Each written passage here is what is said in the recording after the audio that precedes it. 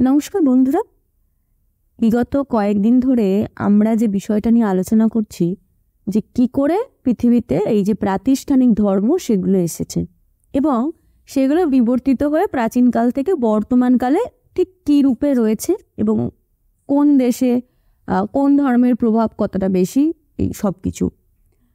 এর আগের দিন আমরা শুনলাম হিন্দু ধর্ম, আগের দিন আমরা শুনেছি মুসলিম ধর্ম, ইহুদি ধর্ম। এবার আমরা যে ধর্মের দিকে বা ধর্মের কথা শুনব সেটা হচ্ছে খ্রিস্ট ধর্ম। এই ধর্মে বিশ্বাসী মানুষের সংখ্যার বিচারে বর্তমানে পৃথিবীর বৃহত্তম ধর্ম কিন্তু এটি। অবশ্য হিন্দু, ইসলাম ইত্যাদি সব ধর্মের মতোই এই ধর্মাবলম্বীরাও নানা সময় নানাভাবে বিভক্ত হয়েছে, সামাজিক, অর্থনৈতিক, আধ্যাত্মিক স্বার্থের বিভিন্নতার কারণে। খ্রিস্ট ধর্ম সৃষ্টির ক্ষেত্রে মতাদর্শগতভাবে যেমন ইহুদি ধর্ম তথা ওল্ড টেস্টামেন্টের প্রভাব ছিল, তেমনই রাজনৈতিকভাবে রোমান সাম্রাজ্যের সৃষ্টি একটি নির্ধারক ভূমিকা পালন করেছে। ইউরোপ, এশিয়া, আফ্রিকার বিশাল অঞ্চলে পরিব্যাপ্ত রোম সাম্রাজ্যের বিপুল সংখ্যক মানুষ দাস হিসেবে এবং বিপুলতর সংখ্যক মানুষ দাস না হয়েও নিপীড়িত জীবন কাটাতে বাধ্য থাকত। এদের একাধিক বিদ্রোহ অত্যাচারী রোম সম্রাট ও তার অনুগত মুষ্টিমেয় আমলাদের দ্বারা নিষ্ঠুরভাবে দমন করা হয়েছে। এই সময় বিপুলতর সংখ্যার সাধারণ মানুষের কাছে এমন একটি ধর্মমতের প্রয়োজন হয় যেটি তাদের এই অত্যাচারী শাসক গোষ্ঠীর বিরুদ্ধে ঐক্যবদ্ধ সংগ্রাম চালাতে সাহসী করে তুলবে। দৃঢ়মূল ঈশ্বর বিশ্বাসের উপর ভিত্তি করে নৈতিকতা ও মূল্যবোধের এমন একটি তত্ত্বের প্রয়োজন হয় যেটি নিপীড়িত মানুষকে একটি উদার ছত্রছায়ায় ঐক্যবদ্ধ করবে। রোমান শাসকদের পক্ষ থেকেও চেষ্টা করা হয়েছিল রোম শহরের দেবতা রোমা ও জুপিটারের আরাধনার কথা এবং সবাইকে তা মানতে বাধ্য করাও হতো।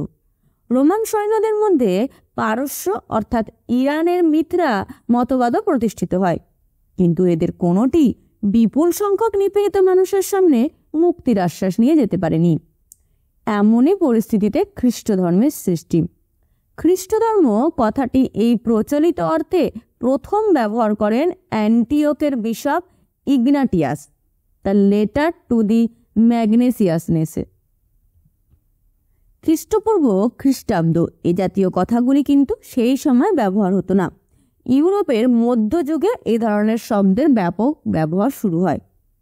এ ধর্মের প্রবর্তক হিসেবে আমরা সবাই কম বেশি জানি যে যিশুর কথা বলা হয়, কিন্তু গির্জা ও যাজকেরা যিশুর জীবনটি ঘিরে এমন একটা আধ্যাত্মিক ধোঁয়াশার সৃষ্টি করেছেন যে তার সত্যিকারের জীবন ইতিহাস জানা দুঃসাধ্য। তবুও মোটামুটি বলা যায় যে তিনি খ্রিস্টপূর্ব 6 সালে জুডিয়াতে জন্মান এবং 30 খ্রিস্টাব্দে ক্রুশবিদ্ধ হয়ে মারা যান। ম্যাথিও ও লিউকের দেওয়া বর্ণনায় অবশ্য সামান্য অন্যরকম তথ্য পাওয়া যায়। খ্রিস্টানদের যিশুর জন্মের অনেক আগে থেকেই প্যালেস্টাইনে যিশু নামে এক দেবতার কথা বলা হতো। অনেকের মতে এটি পরে কল্পনায় বিশেষ মানুষ সম্পর্কে আলোকিত হয়।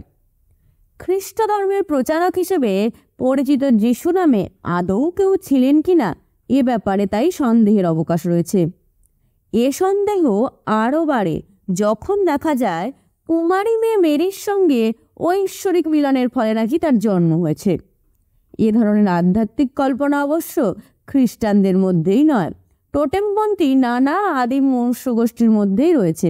পরবর্তীকালে নানা ধর্মের প্রতিফলন ঘটেছে। যেমন তথাকথিত হিন্দুদের অপূর্ব গল্প রামায়ণ মহাভারতে এ ধরনের ঐশ্বরিক ঔরসের সন্তান লাভের কথা আকছাড়ি বলা হয়েছে। তবে যে ইহুদি ধর্ম খ্রিস্ট ধর্ম সৃষ্টির অন্যতম ভিত্তি প্রতিষ্ঠা করেছে তাতে কিন্তু এ ধরনের ঘটনা অস্বীকৃত। তাই খ্রিস্ট ধর্মের তথাকথিত ধর্ম পুস্তকগুলিতে যেসব গল্পগাথা সন্নিবিষ্ট হয়েছে তাদের মধ্যে প্রাচ্যের কিছু প্রতিফলনও লক্ষ্য করা যায়। খ্রিস্ট কথাটি এসেছে ইহুদি শব্দ মেসেয়া অর্থাৎ পরিত্রাতার গ্রিক অনুবাদ থেকে। ইহুদিদের কাছে মেসেয়া ভবিষ্যতে আবির্ভূত হবেন, খ্রিস্টানদের কাছে যিশুই এই পরিত্রাতা অর্থাৎ খ্রিস্ট। যিশু সম্পর্কে প্রচলিত নানা গল্পগাথায় অনেক সময় মতানৈক্য লক্ষ্য করা যায়। যেমন সেন্ট ম্যাথু ও সেন্ট লিওক উভয়ই তাদের মঙ্গল বার্তায় যিশুকে রাজা ডেভিডের বংশধর বলেছেন, কিন্তু সেন্ট ম্যাথুর মতে তিনি রাজার 28তম বংশধর, অন্যজনের মতে 42তম। আবার সেন্ট ম্যাথুর মতে যিশুর ঠাকুরদার নাম জেকব, আর সেন্ট লিউকের মতে এলিজা। সেন্ট ম্যাথু কি বলছেন যে যিশুর মা ও বাবা জুডিয়ার শহর বেথলেহেমে থাকতেন। রাজা হেরড সব নবজাত শিশুকে হত্যার আদেশ দিলে যিশু জন্মানোর পর তারা মিশরে পালিয়ে আসেন। হেরড মারা গেলে তারা সপরিবারে গ্যালিলিয়ার শহর নাজারেথে চলে আসেন। অন্যদিকে সেন্ট লিওক কি বলছেন? তার মতে যিশুর বাড়ির লোকজন বরাবরই নাজারেথে থাকতেন, শুধু যিশু যখন জন্মান তখন বেথলেহেমে ছিলেন, পরে তারা আবার নাজারেথে ফিরে আসেন। হিন্দু ধর্ম সহ অন্যান্য প্রায় সব ধর্মের মতো খ্রিস্ট ধর্মেও যিশুর জীবনকে ঘিরে নানা অলৌকিক কাহিনী প্রচলিত আছে। গল্প হিসেবে এগুলি যেমন চিত্তাকর্ষক তেমনি শিক্ষাপ্রদও বটে। তবুও যিশুর হাতের ছোঁয়ায় দুরারোগ্য রোগ ভালো হয়ে গেল, বা জন্মান্ধ দেখতে পেল, কিংবা যিশু জলের ওপর দিয়ে হেঁটে গেলেন, এগুলি স্পষ্টতই অবিশ্বাসীদের বিশ্বাস উৎপাদনের অন্যতম চিরাচরিত কৌশল মাত্র, অথবা কাকতালীয় কিছু ঘটনার ধর্মীয় ব্যাখ্যার চেষ্টা। খ্রিস্ট ধর্মের স্বীকৃত ধর্মগ্রন্থকে 4 ভাগে ভাগ করা যায়। প্রথম ভাগে রয়েছে সেন্ট ম্যাথু, সেন্ট লিওক, সেন্ট মার্ক ও সেন্ট জনের লেখা 4টি গসপেল। এতে যিশুর জীবন, মৃত্যু ও পুনরুজ্জীবনের কথা বলা হয়েছে। এদের মধ্যে সেন্ট জনের গসপেলটির সঙ্গে অন্য 3টির আকাশ পাতাল পার্থক্য রয়েছে। দ্বিতীয় ভাগে রয়েছে খ্রিস্ট ধর্ম, প্রথম ধর্মান্তরিত ব্যক্তিদের কথা। তৃতীয় ভাগে রয়েছে তথাকথিত ঈশ্বরের দূতদের লেখা, আর চতুর্থটি হচ্ছে সেন্ট জনের দি রিভেলেশন। এই সবগুলিকে একত্রে নিউ টেস্টামেন্ট বলা হয়। বিভিন্ন মানুষ বিভিন্ন সময়ে এগুলো লিখেছেন। যিশু নামে সত্যিই কেউ থেকে থাকলে তার মৃত্যুর পরে এগুলো লেখা, 2য় শতাব্দীর আগে নয়, তার আগে মৌখিকভাবে এগুলো চালু ছিল। আর এসবের লেখকরা বেশ কিছু ক্ষেত্রেই ভৌগোলিক ও ঐতিহাসিক তথ্য সম্পর্কে ওয়াকিবহাল ছিলেন না। যেমন প্যালেস্টাইনের শুয়োরের কথা বলা হয়েছে, কিন্তু ইহুদিরা অপবিত্রভাবে শুয়োর পুষতই না। আবার সর্ষে গাছকে ডালপালাওয়ালা বিশাল গাছ হিসেবে বলা হয়েছে, যা হাস্যকর। রাজা হেরড ও সিরিয়ার শাসক কুইরিনিয়াসের সময়কালকে গুলিয়ে ফেলা হয়েছে, অথচ এদের সময়ের ব্যবধান ছিল প্রায় 1000 বছর। লেখাগুলির অধিকাংশই যে কল্পনাশ্রয়ী ছিল এবং বিভিন্ন সময়ে প্রক্ষিপ্ত হয়েছিল তাও এ থেকে বোঝা যায়। যাই হোক, সব মিলিয়ে এটাই প্রচলিত যে যিশু নিপীড়িত মানুষ ও দাসেদের সামনে একটি নতুন মানবতাবাদী মতাদর্শ প্রচার করেন। তার অনুগামীদের প্রথমে নাজারিন নামে অভিহিত করা হতো। শুরুতে বিরুদ্ধবাদীদের ব্যঙ্গার্থে বা গালাগাল করার উদ্দেশ্যে তাদের খ্রিস্টান বলতেন। 2য় শতাব্দীর মাঝামাঝির পর থেকে এই নতুন ধর্মমতে বিশ্বাসীরাই নিজেদেরকে খ্রিস্টান বলে অভিহিত করতে থাকেন। যিশুর আগে ব্যাপটিস্ট জন প্রকৃতপক্ষে খ্রিস্ট ধর্মের নীতিমালার প্রচার করেন এবং যিশুকে ব্যাপটাইজ করেন। পবিত্র নামে চিহ্নিত জল গায়ে ছিটিয়ে এই ধর্মানুষ্ঠানে ইহুদিদের মধ্যে প্রচলিত ছিল। পরে খ্রিস্ট ধর্মে অনুপ্রবেশ করে। জন ঈশ্বরের রাজ্যের কথা, পাপের জন্য অনুতাপ করার কথা ইত্যাদি বলেছিলেন, কিন্তু এই ঈশ্বরের রাজ্য জাতীয় কথাবার্তা স্পষ্টতই রাজা তথা শাসককুলের পছন্দ ছিল না। ফলত জন বন্দী হন এবং যিশু তার আরাধ্য কাজ নিজ কাঁধে তুলে নেন। যিশু সাধারণ মানুষের মধ্যে থেকে তাদের সুখ দুঃখের ভাগিদার হয়ে ঈশ্বরের কথা বলতে থাকেন। সমাজের তথাকথিত উচ্চ নীচ ভেদ না করে তিনি সবাইকে ঈশ্বরের সন্তান হিসেবে অভিহিত করেন এবং খুব সহজে সরল ভাষায় নীতিমালা শিক্ষা দিতে থাকেন। নিজের প্রতিনিধি হিসেবে সাধারণ মানুষের মধ্য থেকে কয়েকজনকে বেছে নেন, যেমন অ্যান্ড্রু, পিটার, জেমস, জন প্রভৃতি। এর মধ্যে জন ছিলেন জেলে এবং ম্যাথু ছিলেন ট্যাক্স কালেক্টর। প্রথমে তিনি গ্যালিলির সমুদ্র তীরবর্তী অঞ্চলে তার মতাদর্শ প্রচার করেন। এরপর তিনি জেরুজালেম যান। এখানেই রোমান আইন অনুসারে তাকে রাজদ্রোহী হিসেবে গণ্য করা হয় এবং ক্রুশবিদ্ধ করে হত্যা করা হয়। মার্ক ও লিওকের মতে এর আগে বিচারের সময় যিশু নিজেকে মেসিয়া বা খ্রিস্ট বলে দাবি করেন, তাই তার ওপর মৃত্যুদণ্ড নেমে আসে। তার জীবনের ঐতিহাসিক নানা তথ্যে ভক্তদের বিবরণে গরমিল থাকলেও তিনি যে শুক্রবার মারা যান তা মোটামুটি সর্বজন স্বীকৃত, এবং এ তারিখটি সম্ভবত 7 এপ্রিল।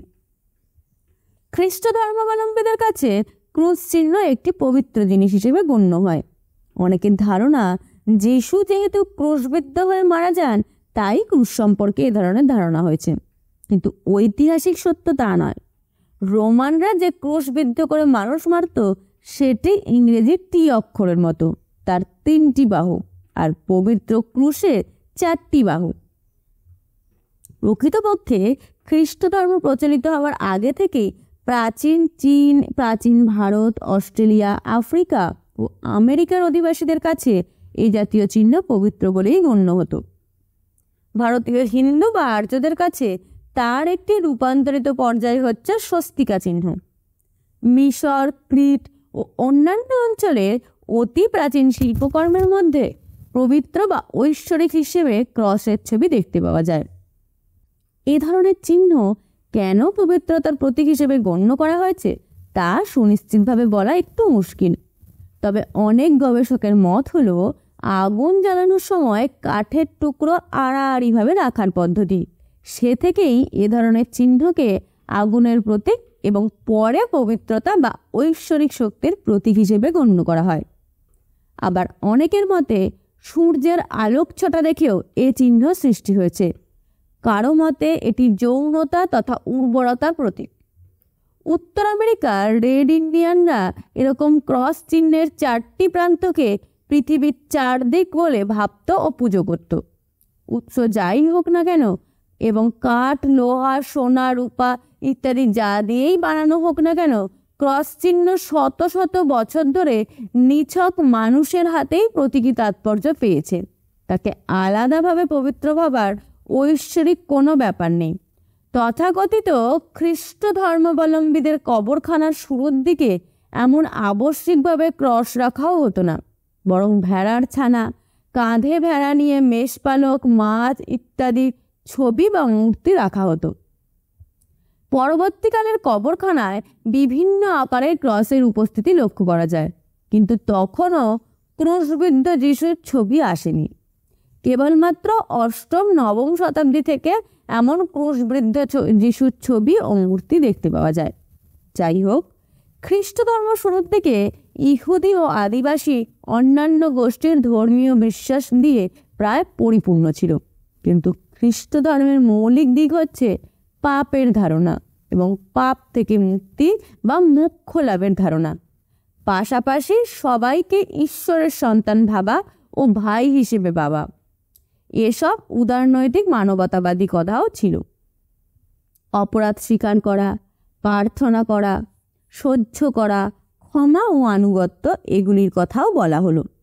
এর ফলে নিপীড়িত মানুষ তার দারিদ্র্য ও দুর্দশার একটা যুক্তিগ্রাহ্য ব্যাখ্যা খুঁজে পেল।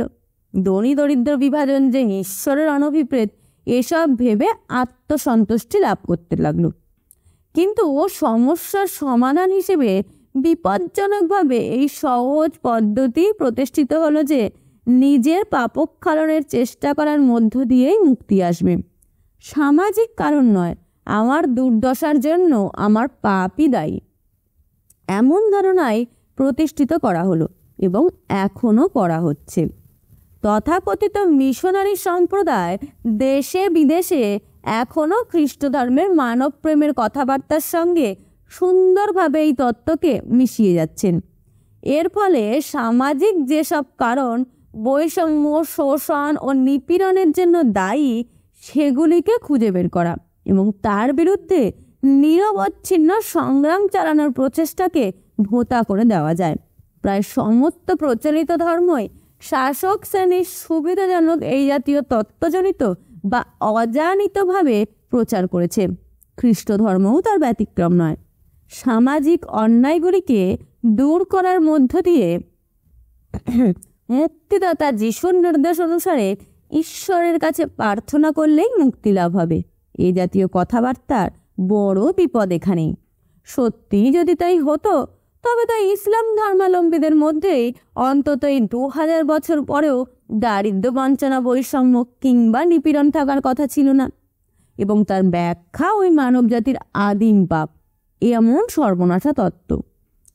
যিশু নামে যদি সত্যি কেউ জন্মে থাকেন তবে তিনি যেমন অস্তিত্বহীন ঈশ্বরের প্রতিনিধি নন, সামাজিক কারণেই তার ও তার মতাদর্শের সৃষ্টি ও জনপ্রিয়তা, তেমনি পরবর্তীকালে নিছকই সামাজিক মনুষ্যসৃষ্ট কারণেই তার মতাদর্শের বিভাজন পরিমার্জন হয়েছে। 2য় শতাব্দীতে এমন একটি আন্দোলন গড়ে ওঠে নস্টিক নামে। এদের কাছে ইহুদিরা একেবারেই পরিত্যাজ্য ছিল, কিন্তু খ্রিস্ট ধর্মে ইহুদিদের সঙ্গে কিছু বোঝাপড়ার ব্যবস্থা রাখা হয়। নাস্তিক মতবাদ মূলত ধনী অভিজাতদের চিন্তাভাবনা ছিল। প্রধানত এ কারণেই এর সর্বজনীনতা সম্ভব হয়নি। তবে নাস্তিকদের কিছু চিন্তার প্রতিফলন পরবর্তীকালের খ্রিস্ট ধর্মের মধ্যে ঘটে। প্রায় এ সময়ই মন্টানিস্ট আন্দোলনও গড়ে ওঠে, যেটিতে চার্চের ও বিশপদের ক্রমবর্ধমান ক্ষমতাকে চ্যালেঞ্জ জানানো হয়। দাস মালিকদের স্বার্থের উপযোগী ছিল এ ধরনের আন্দোলন। মূল খ্রিস্ট ধর্মের ক্রমবর্ধমান বৈপ্লবিক সর্বজনীনতাকে এটি আটকাতেও পারেনি। তবে এই সময়কালে খ্রিস্ট ধর্মের ধারক ও বাহক হিসেবে ধনী ব্যক্তিরাই প্রতিষ্ঠিত হয়ে গেছিল। মন্টানিস্টদের আন্দোলন ঠেকাতে এরা বিশপদের সঙ্গে যিশুর তথা ঈশ্বরের দূতের ধারাবাহিকতার প্রচার করতে শুরু করে। 3য় শতাব্দীতে বিশেষত পারস্য অঞ্চলে খ্রিস্ট ধর্ম ও জোরো অ্যাস্ট্রিয়ানবাদের সমন্বয়ে ম্যানিকিয়া গোষ্ঠী গড়ে ওঠে। 4র্থ শতাব্দীতে বিশেষত উত্তর আফ্রিকায় বিশপ ডোনেটাসের নেতৃত্বে ডোনাটিসদের উদ্ভব হয়। এরা সরকারের সঙ্গে কোনো ধরনের সহযোগিতার বিরোধিতা করেন, বিশপ ও যাজকদেরও অস্বীকার করেন। এটি ধনীদের বিরুদ্ধে দরিদ্রদের সরাসরি বিদ্রোহে রূপান্তরিত হয় এবং অ্যাগনিস্ট নাম ধারণ করে। 7ম শতাব্দীতে ইসলাম ধর্ম উত্তর আফ্রিকায় প্রবেশ করার পর ধীরে ধীরে এই মতবাদের বিলুপ্তি ঘটে, বা বলা ভালো বিদ্রোহী মতবাদের বিলুপ্তি ঘটে।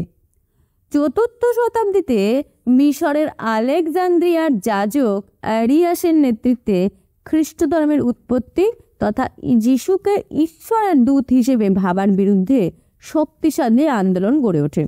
দুপক্ষে দাঙ্গাও ঘটে। গোঁড়া খ্রিস্টানরা অ্যারিয়াসকে সবচেয়ে পাপী শয়তান হিসেবে অভিহিত করলেও বেশ কিছুকাল ধরে তার চিন্তাভাবনা প্রসারিত হতে থাকে, যার একটি বিভাজনের কিছু ছাপ ক্যাথলিক ধর্মমতে পাওয়া যায়। অ্যারিয়াসের পরাজয়ের পরে পরেই প্রায় একই ধরনের বিদ্রোহী মানসিকতা নিয়ে কনস্টান্তিনোপলের বিশপ নেস্টোরিয়াসের নেতৃত্বে আরেকটি আন্দোলন গড়ে ওঠে। যিশু খ্রিস্টকে তিনি মানুষ হিসেবেই গণ্য করেন, ঈশ্বর বা তার দূত নন। কুমারী মেরি তার মতে যিশুর জন্মদাত্রী মাত্র। নেস্টোরিয়াসের মতবাদ পরে ব্যাপকতা লাভ না করলেও দক্ষিণ ভারত, লেবানন ইত্যাদি এলাকায় কিছু কিছু ক্ষুদ্র খ্রিস্টান গোষ্ঠী এখনও এই মতাবলম্বী। এই ধরনের বিদ্রোহী মতবাদের প্রতিক্রিয়ায় 4র্থ-5ম শতাব্দীতে যিশুকে পূর্ণ অর্থে দেবতার আসনে বসিয়ে মোনোফাইসিট মতবাদের জন্ম হয়। বিশপ ইউটিকাসের প্রচারিত এই মতাদর্শ রোম সাম্রাজ্যের পূর্বাঞ্চলের মানুষের স্বতন্ত্রতার আকাঙ্ক্ষার সঙ্গে মিশে যায়। বর্তমানে আর্মেনিয়ান চার্চ, আবিসিনিয়ার কিছু মানুষ এই মতবাদে বিশ্বাসী। খ্রিস্ট ধর্মের শুরুর দিকে আচার অনুষ্ঠান খুবই কম ছিল, ছিল সহজ সরল পদ্ধতি। পুরনো নানা ধর্মমতগুলিতে এ ধরনের নানা অনুষ্ঠানের দ্বারাই মানুষে মানুষে বিভাজন করা হতো। খ্রিস্ট ধর্মের সারল্য এই বিভাজন দূর করতে সাহায্য করেছে, কিন্তু পরবর্তীকালে কমিউনিজম, ব্যাপটিজম, ইস্টার ইত্যাদি নানা অনুষ্ঠান চালু হয় 200-300 বছরের মধ্যেই। এগুলি প্রায় সবগুলি স্থায়ীভাবে প্রচলিত নানা অনুষ্ঠানের প্রতিফলিত রূপ, যেমন স্নান করে পাপ দূর করা, জল ছিটিয়ে শরীর পবিত্র করা ইত্যাদি নানা গোষ্ঠীর মধ্যেই চালু ছিল। এরই পাশাপাশি আনুষ্ঠানিকভাবে ধর্মের নানা গোঁড়ামি এবং পাশবিক কাজকর্ম ছড়াতে থাকে। নব্য খ্রিস্টানরা তাদের ধর্মীয় শ্রেষ্ঠত্ব প্রতিষ্ঠার নির্বোধ তাড়নায় 410 খ্রিস্টাব্দে রোমের শিল্প ও বিজ্ঞানের নানা প্রতিষ্ঠান ধ্বংস করে ওয়েস্ট গথদের নেতৃত্বে। 415 খ্রিস্টাব্দে প্যাট্রিয়ার্ক কিরিলের নেতৃত্বে গোঁড়া যাজক ও খ্রিস্টানরা আলেকজান্দ্রিয়ার বিশাল লাইব্রেরি ধ্বংস করে এবং অঙ্কবিদ, দার্শনিক ও জ্যোতির্বিদ মহিলা হাইপাটিয়াকে হত্যা করে।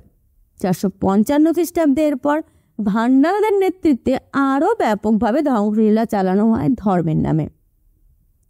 এই কালপর্বে রোম সাম্রাজ্যের পতন শুরু হতে থাকে এবং খ্রিস্ট ধর্ম ইউরোপ, আফ্রিকা ও এশিয়ায় ছড়াতে থাকে। 10ম শতাব্দীর মধ্যে সমগ্র ইউরোপই বাস্তবত খ্রিস্ট ধর্ম গ্রহণ করে। তবে 7ম শতাব্দীর পর ক্রমপ্রসারমান ইসলাম ধর্মের সঙ্গে তার বিরোধ শুরু হয়। আফ্রিকা ও এশিয়ায় খ্রিস্ট ধর্মের প্রসার বাধা পায়। খ্রিস্ট ধর্ম অবশ্য ইসলাম থেকে গুণগতভাবে কিছু পৃথক ছিল। যেসব অঞ্চলে এ ধর্ম ছড়িয়েছে সেখানকার প্রচলিত ধর্মচিন্তাকে খ্রিস্ট ধর্ম পুরোপুরি ধ্বংস করেনি, বরং সেগুলির অনেকখানি গ্রহণ করে। ধর্ম সামাজিক, অর্থনৈতিক ও রাজনৈতিক অবস্থার সঙ্গে তাল মিলিয়ে জন্মায়, পাল্টায়। খ্রিস্ট ধর্মও তার ব্যতিক্রম নয়। 3য় ও 4র্থ শতাব্দী সময়কালে রোম সাম্রাজ্যের ক্ষমতাগতভাবে পূর্ব ও পশ্চিমে বিভাজিত হতে থাকে। পশ্চিমে সম্রাটের ক্ষমতা কমতে কমতে লুপ্ত হয়ে গেলে চার্চের প্রধান অর্থাৎ রোমের বিশপ চূড়ান্ত ক্ষমতার অধিকারী হয়ে ওঠে, কিন্তু পূর্ব অংশে তা হয়নি এবং শাসক সম্রাট চার্চের স্বাধীন ক্ষমতা খর্ব করে। এভাবে ক্ষমতাগতভাবে পূর্ব ও পশ্চিম চার্চের বিভাজন ঘটে। এরই সঙ্গে প্রাসঙ্গিকভাবে তাদের নিয়মকানুন, আচারবিধি ইত্যাদিরও বিভাজন ঘটে।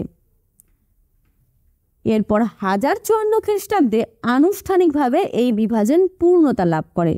পশ্চিমা গোষ্ঠীর নাম হয় রোমান ক্যাথলিক আর পূর্বের গ্রেকো অর্থোডক্স।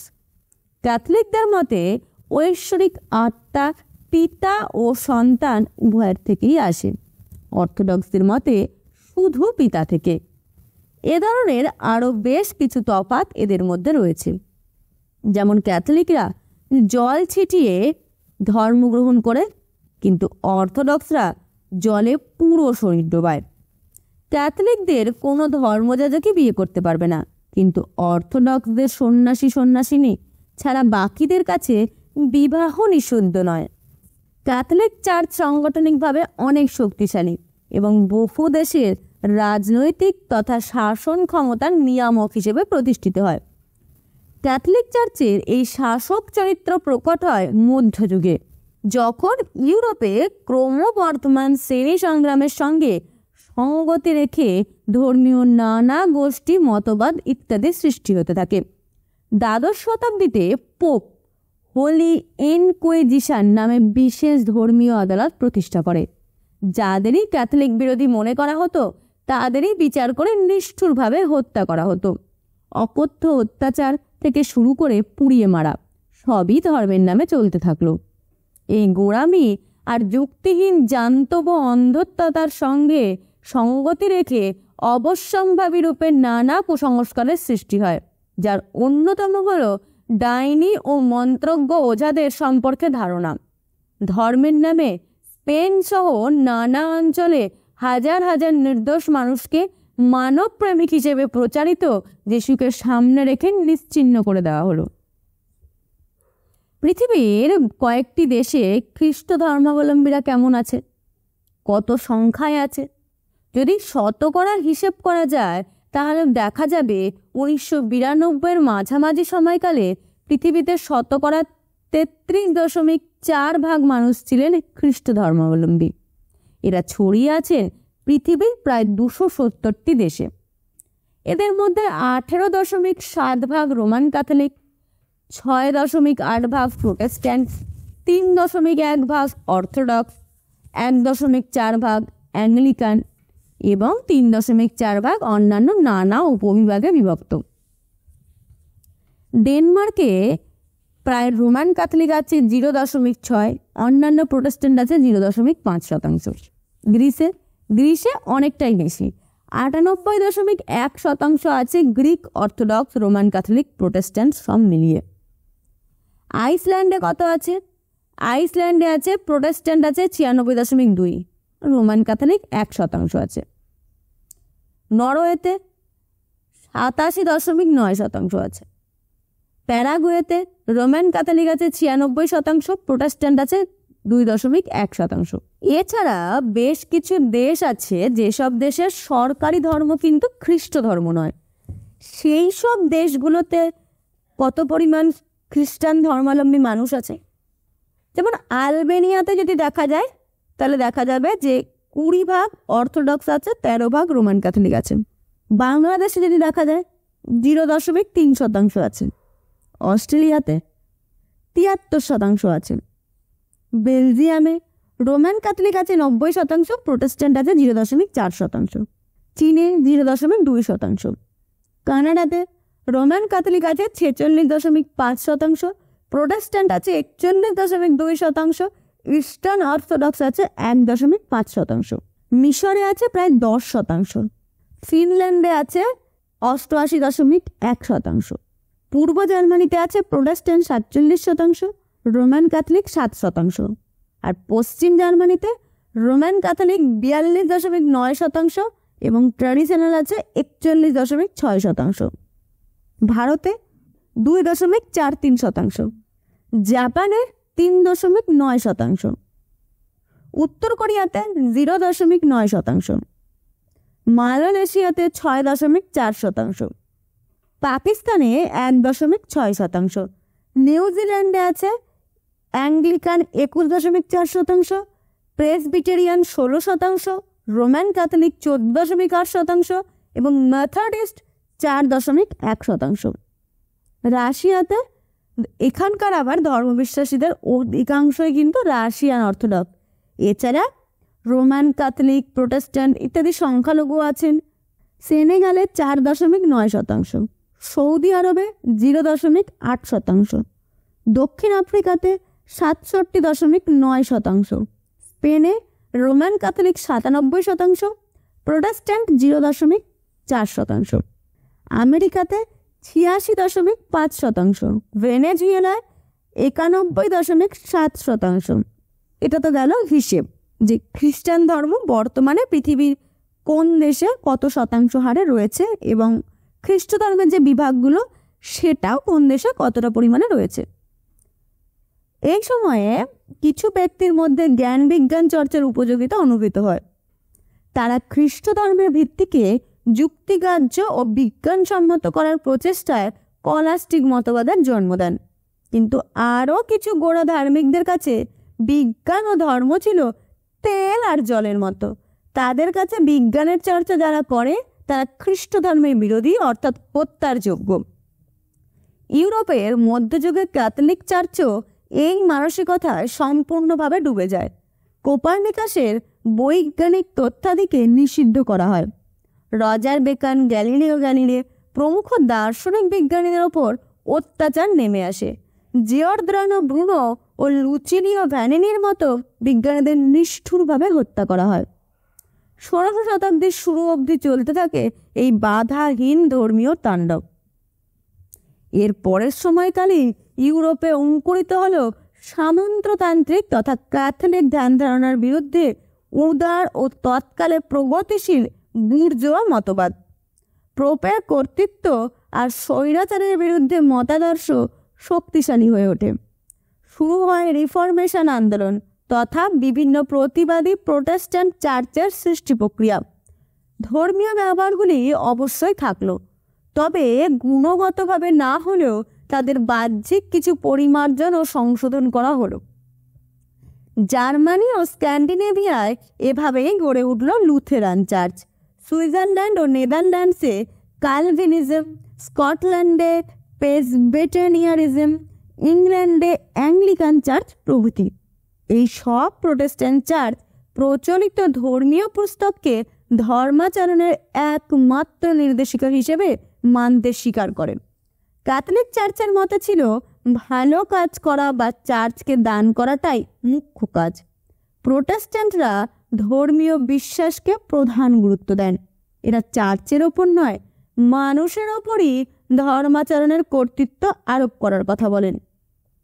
এরই সঙ্গে পোপের অধীনতা থেকে মুক্ত হয়ে বিভিন্ন অঞ্চলে বিশেষ রাজশক্তি প্রতিষ্ঠিত হয়। কোথাও বুর্জোয়ারা শাসন দখল করে। 1870 খ্রিস্টাব্দে সুইজারল্যান্ড ও দক্ষিণ জার্মানির একটি ছোট ক্যাথলিক গোষ্ঠী পোপের মাহাত্ম্যে সন্দেহ প্রকাশ করেন এবং কিছু গণতান্ত্রিক পরিবর্তন ও সরলীকরণ ঘটান। 1920 সালে সম্পূর্ণ রাজনৈতিক কারণে চেকোস্লোভাকিয়ার কিছু ক্যাথলিক যাজক আলাদা চেক ক্যাথলিক চার্চ গঠন করেন। এ ধরনের ছোটখাটো কিছু ঘটনা ছাড়া ক্যাথলিক মতের বিশেষ ভাঙন ঘটেনি। এর একটি কারণ ব্যাপক মানুষের কাছে অলিক হলেও একটি কার্যকর আশ্রয় হিসেবে ক্যাথলিক মতের উপযোগিতা। এখনও অবধি গরিষ্ঠ সংখ্যার মানুষ প্রাকৃতিক ও সামাজিক প্রতিকূল শক্তির কাছে অসহায়।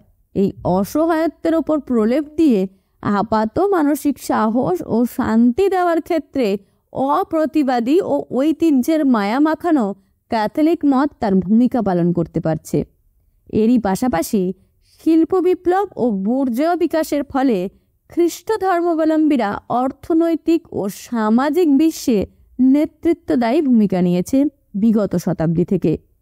এর ফলে তারা সারা বিশ্বে যেমন অর্থনৈতিক আধিপত্য বিস্তার করতে পেরেছে, তেমনি ধর্মীয় ক্ষেত্রেও তাদের ধর্মমতকে এই আধিপত্যের উপযোগী করে ব্যবহার করেছে। স্বাভাবিকভাবেই এশিয়া, আফ্রিকা সহ পৃথিবীর নানা উপনিবেশে খ্রিস্ট ধর্মের যাজক তথা প্রচারকেরাও ছড়িয়ে পড়েছে। জাতপাতের ঊর্ধ্বে উঠে ও তথাকথিত নানা সেবামূলক কাজের মধ্যে দিয়ে তারা এক নতুন আপাত উদার ধর্মমতের প্রচার করেছে।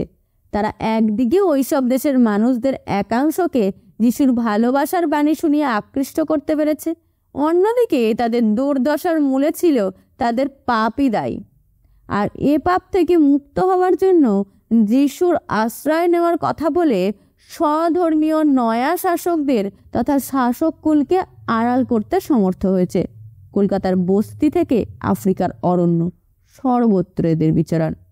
বর্তমান সময়ে আন্তর্জাতিক স্তরে তথাকথিত খ্রিস্ট ধর্মাবলম্বীদের একাংশ অর্থনৈতিক ও রাজনৈতিকভাবে নিয়ন্ত্রক ভূমিকায় রয়েছে। এর একটি প্রতিফলন দেখা যায় বর্তমানে সব ধর্মের মধ্যে অনুগামীর সংখ্যা বিচারে এদের সংখ্যাধিক্যের মধ্যেও। অবশ্য স্বাভাবিকভাবেই এদের মধ্যেও অর্থনৈতিক বৈষম্য রয়েছে। আবার এদের মধ্যেও ধর্মমতের খুঁটিনাটি নিয়ে অনেক অনৈক্য রয়েছে। আগামী কয়েক দশক বা শতাব্দী পরে সমাজ ও অর্থনীতির পরিবর্তনের সঙ্গে তাল মিলিয়ে অন্যান্য ধর্মের মতো খ্রিস্ট ধর্মেও তার অনুগামীর সংখ্যাগরিষ্ঠতা হারাতে পারে। প্রাচীন নানা ধর্মের মতো বিলুপ্ত হয়ে যাবে একদিন, এবং এটি বর্তমানে কম বেশি প্রচলিত অন্যান্য সকল ধর্মের ক্ষেত্রেও সত্যি।